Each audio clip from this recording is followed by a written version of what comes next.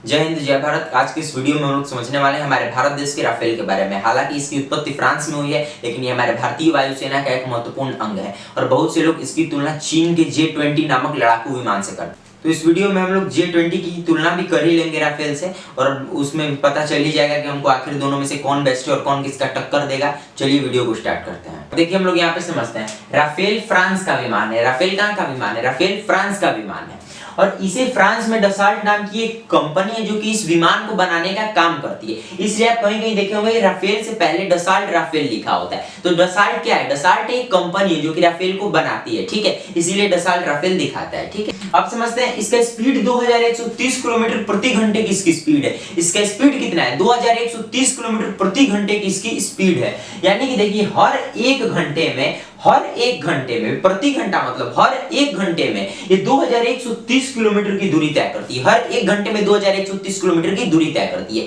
इसलिए इसका स्पीड है 2130 किलोमीटर प्रति घंटे, ठीक है। अब देखिए इसकी रेंज की बात कर ले तो 3700 किलोमीटर का इसका रेंज है। रेंज मतलब कि ये कितने दूरी में वार करने में सक्षम है, वही उसका रेंज होता है। इसके मारने की क्षमता इसकी रेंज होती है। ये एक मल्टी रोल विमान है, यानी कि ये कई कामों को कर सकता है, जैसे कि एयर टू एयर में, एयर टू सरफेस ऐसे ये वार करता है। ये मतलब कि कई कामों को कर सकता है, इसलिए एक मल्टी रोल विमान है। देखिए इसमें ट्विंस इंजन है और ये 4.5 जनरेशन है। ये आखिरी जनरेशन क्या होता है, इसमें कितनी नई टेक्नोलॉजी का प्रयोग किया गया रहता है, वही जनरेशन होता है, ठीक है। और ये इसमें एक्स्ट्रा फ्यूल टैंक भी होता है। एक्स्ट्रा फ्यूल टैंक क्या है? जैसे कि जब तेजी से भागना होता है जहाज को, तो इसका जो एक्स्ट्रा फ्यूल टैंक होता है वो ये गिरा देता है नीचे और एकदम तेजी से ये आगे भागता है, तो इसमें एक्स्ट्रा फ्यूल टैंक भी होता है। देखिए इसमें लगभग हर तरह की मिसाइलों को लोड किया गया होता है, ठीक है। इसमें लगभग हर तरह की मिसाइलों को लोड किया गया रहता है। देखिए यहाँ पे भी ये एयर टू एयर वार करता है, एयर टू सरफेस वार करता है। ये समझते हैं ना, एयर टू एयर मतलब हवा से हवा में, एयर टू सरफेस मतलब हवा से जमीन पे। तो इसमें ये जो चारों दिखा रहा है ये कुछ प्रमुख मिसाइलें हैं, जो इसमें से बहुत ही खतरनाक मिसाइलें होती हैं जो कि राफेल में लोड की जाती हैं। सबसे पहले ये मेटियोर मिसाइल हो गया, ये दूसरा माइको हो गया, ये तीसरा स्काल्प हो गया, ये हैमर हो गया। एक बार पाकिस्तान के जहाज के साथ भी इसका तुलना कर ले। पाकिस्तान का एक जहाज है J-17। देखिए ये पर्सनली मुझसे कुछ लोग बता रहे थे कि J-17 के साथ इसका तुलना किया जा सकता है, ठीक है, राफेल का। देखिए मैं आपको बता दूं कि J-17 सबसे बेकार जहाज है। J-17 को तो भारत के बॉर्डर के आसपास भी नहीं लगाता है पाकिस्तान, तो इसके साथ हम लोग राफेल की कहां पे तुलना कर रहे हैं? तो J-17 का तो बात यहाँ पे हटा दीजिए। हाँ, F-16 नाम का है एक जहाज उसके पास, जो कि खतरनाक जहाज है, वास्तव में खतरनाक जहाज है F-16। तो देखिए एक अमेरिका का जहाज है और ये सिंगल इंजन है।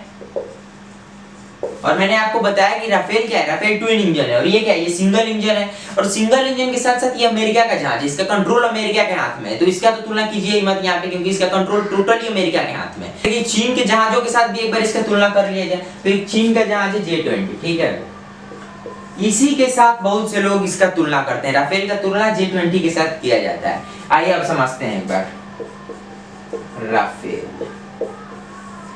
देखिए चीन क्या कहता है, तो चाइना है वो कहता है कि हमारा J-20 4th जनरेशन है और राफेल जो है ये 3rd जनरेशन है।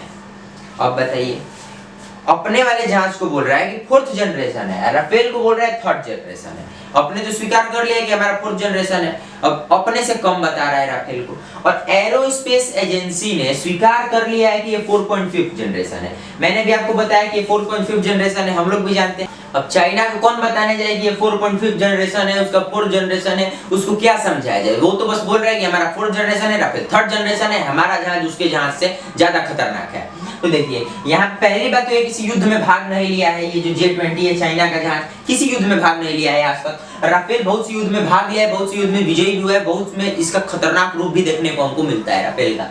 और इसमें क्या है, तो किसी युद्ध में भाग ही नहीं लिया है और ये 4th जनरेशन है। एरोस्पेस एजेंसी ने स्वीकार कर लिया है कि ये 4.5 जनरेशन है। अब बताएं, अब ये किसको बताएगा कि हमारा 4th जनरेशन है कि 5th जनरेशन है? अब ये बता दे कि हमारा 5th जनरेशन है, हमारा 4th जनरेशन क्यों है? 5th बता दे, इसको तो बोलने की आदत है, कुछ भी बोलता है। और देखिए ये 4.5 जनरेशन है, इसको एरोस्पेस एजेंसी ने स्वीकार कर लिया है, हम लोग के द्वारा ये बनाया गया नहीं है, इसको एरोस्पेस एजेंसी ने स्वीकार कर लिया है। ये 4.5 जनरेशन है, ना कि 3rd जनरेशन, ठीक है। और ये 4th जनरेशन है। राफेल के पास रडार की बचने की क्षमता भी है, यानी कि राफेल रडार से बच भी सकता है और दुश्मनों पे एकदम चील की नजर रखता है, ठीक है। और राफेल को भारत में आ जाने के बाद हमारे भारतीय वायुसेना में ये एक महत्वपूर्ण अंग है हमारी भारतीय वायुसेना का। जब ये भारत में प्रवेश किया तो भारतीय नौसैनिक जहाज INS कोलकाता ने हिंद महासागर में इसका स्वागत किया। ये एरो के रूप में आया था हमारे भारत में। एरो मतलब समझते हैं? देखिए इस तरीके से आया था ये, ये दिखा रहा है ना, ये एक एरो तरीके से बना है। देखिए ये इस तरीके से देखने में लग रहा है, ये एक एरो टाइप में आपको दिख रहा है। ये 1 2 3 4 5 ये क्या है? ये राफेल है। ये जो आपको पांचों दिख रहा है ये राफेल है। और ये दो यहाँ पे सुखोई को लगाया गया था। यहाँ पे ये 2 सुखोई को लगाया गया था और ये जो 5 है ये राफेल है, ठीक है।